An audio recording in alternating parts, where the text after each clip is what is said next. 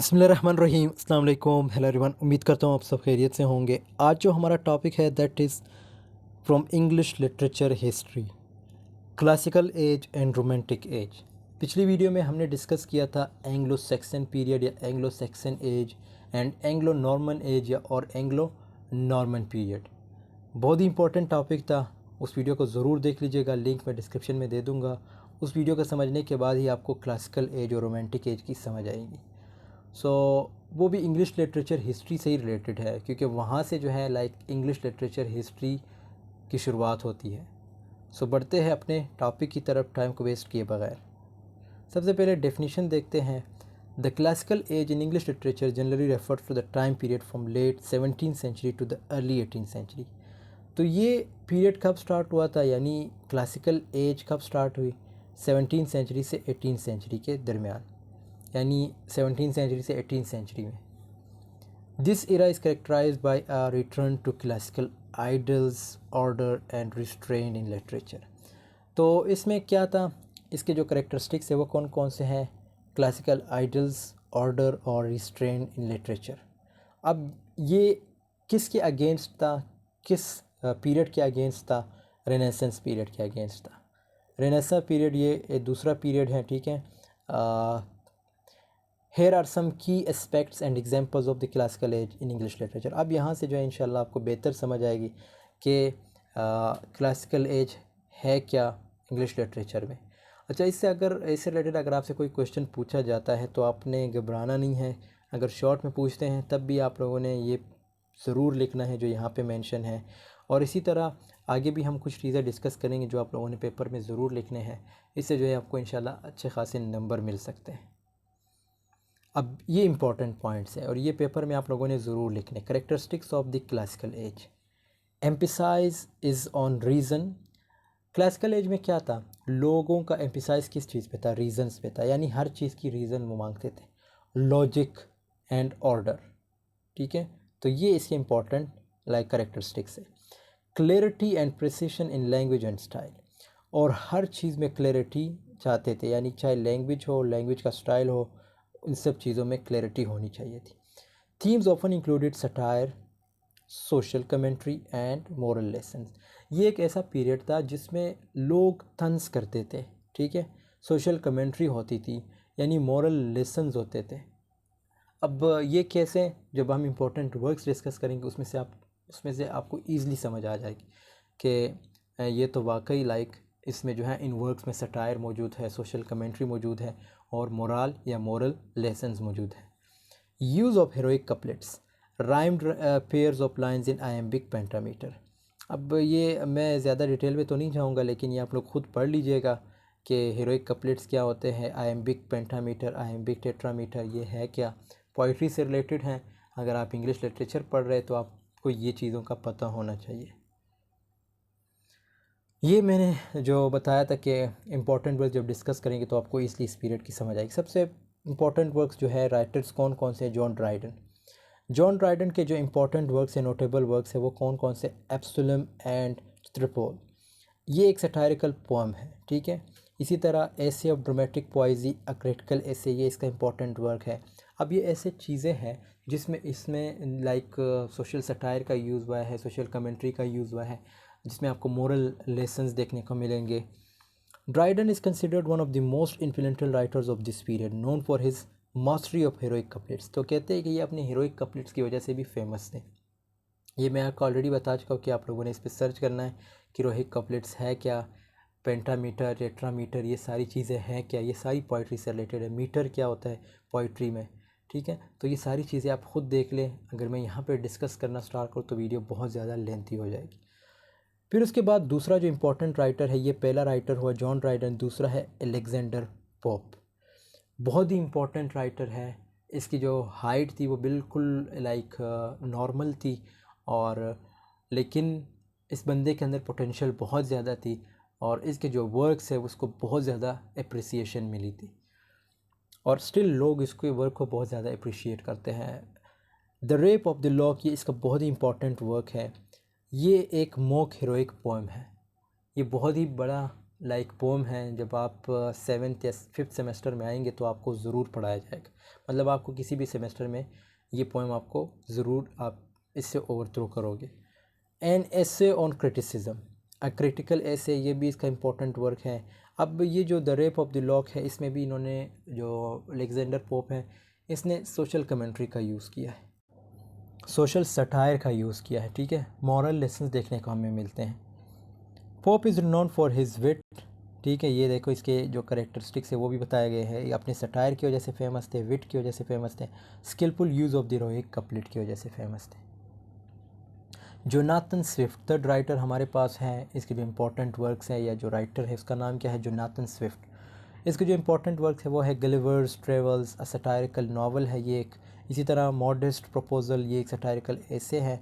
Swift's work open critic society and politics through satire. तो कहते हैं कि इसके जो ज़्यादातर वर्क्स है वो सोसाइटी से रिलेटेड है, यानी सोसाइटी को क्रिटिसाइज़ करना या पॉलिटिक्स को क्रिटिसाइज़ करना, ठीक है। सटायर यानी तंज करना, सटायर का मतलब है तंज करना। फिर उसके बाद हमारे पास इंपॉर्टेंट राइटर है सैमुअल जॉनसन। इसकी जो इंपॉर्टेंट वर्क है वो है a dictionary of the English language, a comprehensive dictionary. इसने एक डिक्शनरी लिखी थी, ठीक है। The rambler, a satire of a series of essays. तो रैम्बलर क्या है, ये एक सीरीज़ ऑफ एसेस है, किसकी है, सैमुअल जॉनसन की है। Johnson's literary criticism and dictionary had a lasting impact on English language and literature. Obviously कोई भी डिक्शनरी उसका बहुत बड़ा इफेक्ट पड़ता है, और एक लास्टिंग इफेक्ट क्या था इसका, इसकी इस वर्क की यानी इस डिक्शनरी की। एग्जाम्पल्स कौन कौन से हमारे पास, the rape of the lock by Alexander Pope, he satirizes the triviality of social manners among the aristocracy, John Dryden's. अब उस वर्क के बारे में थोड़ा बहुत आपको बताया गया है, लेकिन ये एक शॉर्ट एक्सप्लेनेशन है। आप लोगों ने इन वर्क्स को मुकम्मल ख़ुद पढ़ना है या आपको पढ़ाया जाएगा। फ़िलहाल अगर आप सेकंड सेमेस्टर के हैं या थर्ड के हैं या फर्स्ट के हैं, आपसे इस तरह क्वेश्चंस पूछे जाते हैं तो आपने सिंपल इतनी एक्सप्लेनेशन देनी है, ना आपसे कोई डेप्थ में एक्सप्लेनेशन मांगेगा। सो आपने सिंपल इतनी एक्सप्लेनेशन देनी है, लेकिन टू द पॉइंट हो। अगर शॉर्ट में ये क्वेश्चंस आते हैं तो आपने नॉर्मल लिखना है, अगर लॉन्ग में आता है तो आपने जितना मैंने यहाँ पे लिखा है आपने सब इसी तरह सेम टू सेम लिखना है, या अपनी इंग्लिश में लिख सकते हो अगर आपकी इंग्लिश अच्छी है। और अगर आप लोगों की इंग्लिश अच्छी नहीं है तो आप ऑनलाइन क्लासेस भी ले सकते हैं मुझसे। मेरा व्हाट्सअप नंबर चैनल पे होगा। इसी तरह जॉन ड्राइडन, इसका जो वर्क है वो है Absalom and Achitophel is a political allegory that comments on the exclusion crisis in the 17th century England। तो ये इंग्लैंड से रिलेटेड है, यानी वो ये ऐसा वर्क है जो 17th सेंचुरी में जो इंग्लैंड में जो क्राइसिस हुए थे उसके बारे में है। Jonathan Swift's Gulliver's travels is a biting satire on human nature and society. ये मैंने ऑलरेडी आपको बताया है कि ये नेचर और सोसाइटी से रिलेटेड है, उस पर सटायर करना यानी तंज करना। Using the adventures of Lemuel Gulliver to highlight various flaws in society. उसके बाद है हमारे पास रोमांटिक एज। अब रोमांटिक एज है क्या, ये तो हमारे पास था क्लासिकल एज। अब रोमांटिक एज की बात करते हैं। Romantic age in English literature which spend approximately from the 18th century. जैसे वो 17 से लेके 18th सेंचुरी में उसकी एंडिंग हुई, इसी तरह ये 18th सेंचुरी में स्टार्ट हुआ और मिड 19th सेंचुरी तक कायम रहा। इसके जो इम्पोर्टेंट थीम्स हैं, यानी रोमांटिक एज में लोगों का फोकस किस चीज़ पे था, emotions, imagination and individualism. Here are some key features, examples and notable writers and works for the romantic age. Characteristics क्या है, इसको पढ़ने के बाद आपको ईजिली समझ आ जाएगी कि रोमांटिक एज में हुआ क्या था।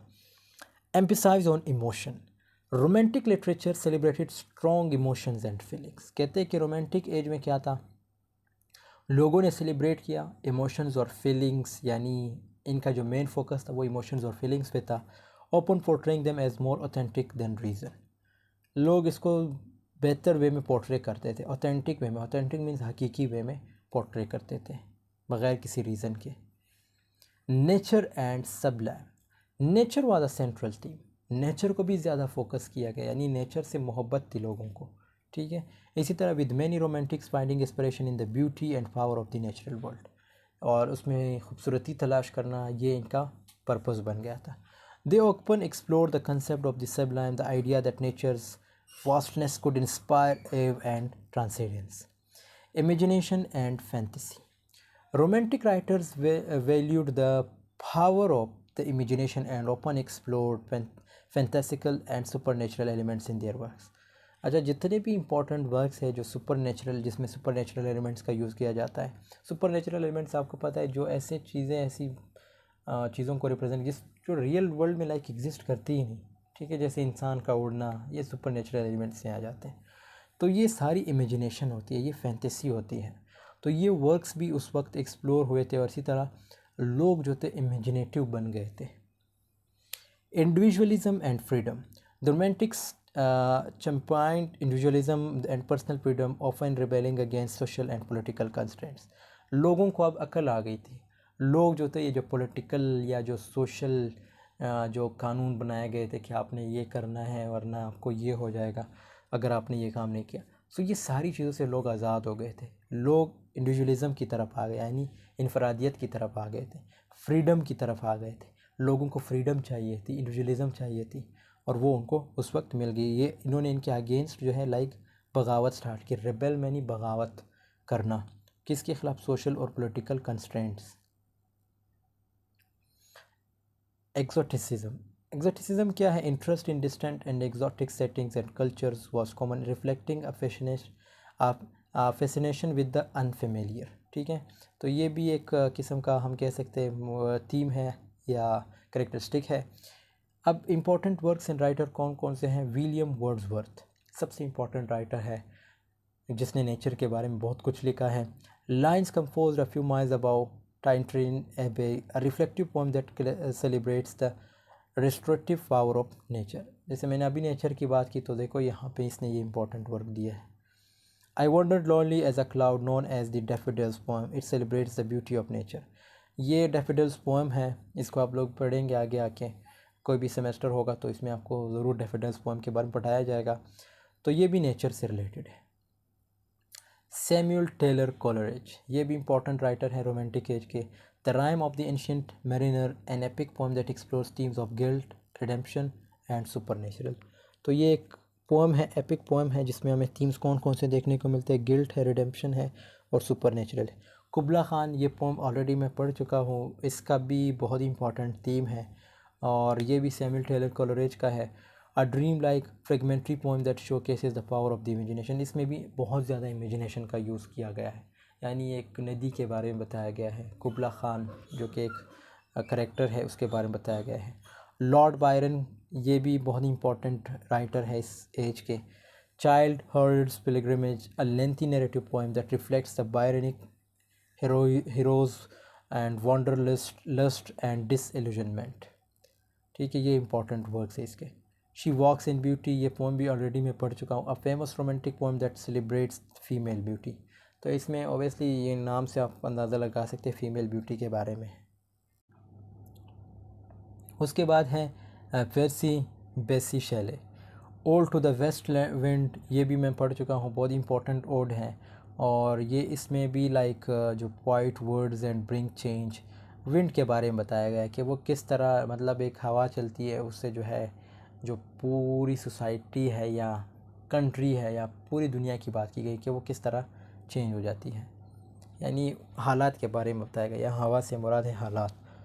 ओज़मेंडियस, ये भी एक पोएम है और ये इंसान के अचीवमेंट के बारे में बताया गया है। ठीक है, इसमें जो है जो ओज़मेंडियस है ये ओबियसली एक किंग है, ठीक है, मिस्र के किंग थे। जॉन कीट्स बहुत ही इंपॉर्टेंट राइटर हैं, जॉन कीट्स तो बहुत ही ज़्यादा इंपॉर्टेंट है।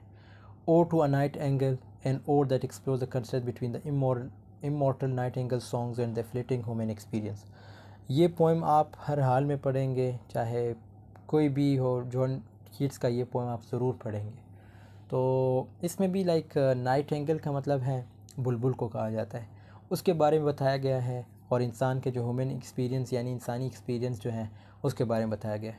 To autumn, the open celebrates the beauty and richness of the autumn season. These writers and their works exemplify the romantic ages, emphasize on individual expression, the beauty of nature and the power of the imagination. Romantic literature had a profound impact on subsequent literature movements and continues to be celebrated for its emotional depth and creativity. तो ये बहुत ही important के period है और इसमें हमें क्या था देखने को मिला? इमोशनल डेप्थ और क्रिएटिविटी यानी इमेजिनेशन वगैरह, ये सारी चीज़ें हमें देखने को मिली। तो दोस्तों आई होप आपको ये वीडियो पसंद आई होगी। पसंद आई तो ज़रूर लाइक कमेंट शेयर कीजिएगा। और जो पिछली वीडियो है एंग्लो सैक्सन पीरियड और एंग्लो नॉर्मन एज, उसको भी ज़रूर देख लीजिएगा, लिंक डिस्क्रिप्शन में है, वो भी इम्पॉर्टेंट वीडियो है। और मिलते हैं नेक्स्ट वीडियो में। नेक्स्ट वीडियो में हम कुछ और पीरियड्स को डिस्कस करेंगे। सो तब तक के लिए अल्लाह हाफिज़, टेक केयर ऑफ़ योरसेल्फ।